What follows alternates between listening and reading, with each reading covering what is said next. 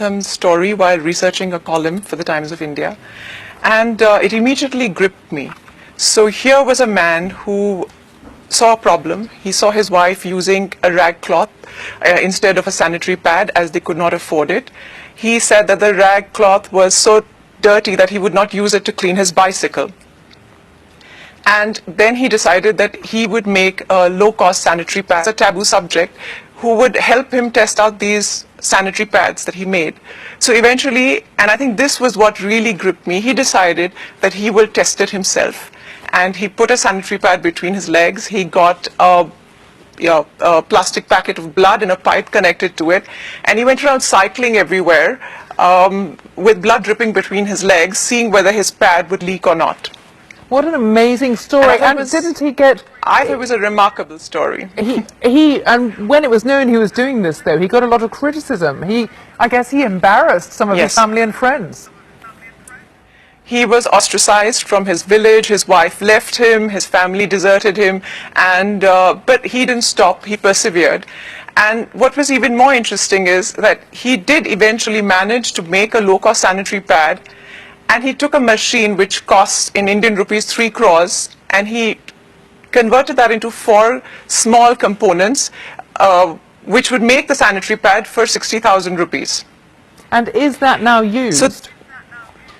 Yes, it's used, and what he does is he sells these machines only to NGOs and women's organizations. So not only do women get a cheap sanitary pad, but they also get a way of earning a livelihood.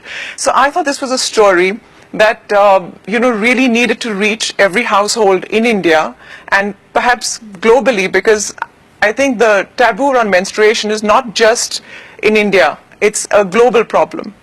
So I wrote a book on this, and then unfortunately we are a world of viewers and not readers, and I thought the best way for this to penetrate into most households would be to make a movie.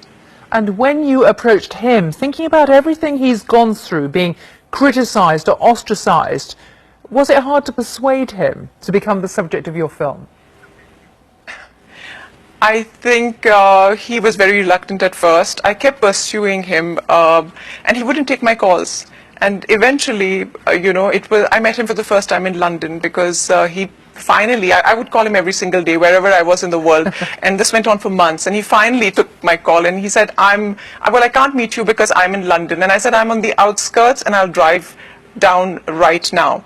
And I met him, and I managed to persuade him that his story needed to be shared. That sounds like one very determined person meeting another very This leads to disease. So you have fungal infections, you have reproductive infections, you have links to cervical cancer, infertility. That's one. The other thing is we talk about women's empowerment, but the problem is that research is showing us that 20% of schoolgirls drop out once they begin menstruating because they can't afford sanitary pads. For a while I thought that this was just a problem in my country. And I recently discovered that it's a problem even in England. There's a survey in Leeds where they found that girls from low-income households were dropping out of school because they could not buy sanitary pads. It's such a basic thing, Twinkal, isn't it? It's such a basic thing about being able to get a cheap sanitary pad for the time in the month that every girl has. Exactly.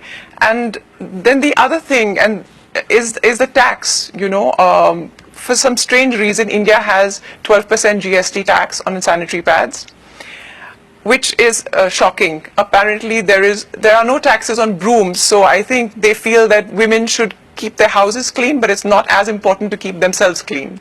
I can't understand. America in many states has taxes.